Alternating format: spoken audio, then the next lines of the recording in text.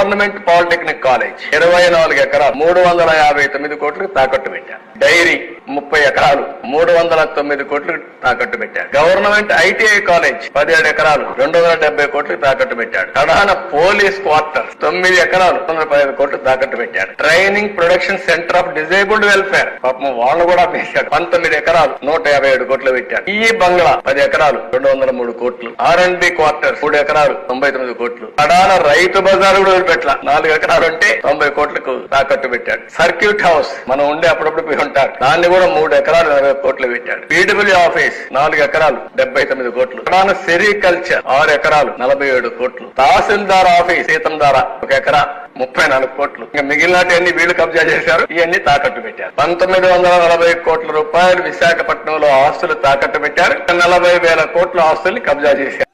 ఇంత చిన్నోడు చేసిన పనులు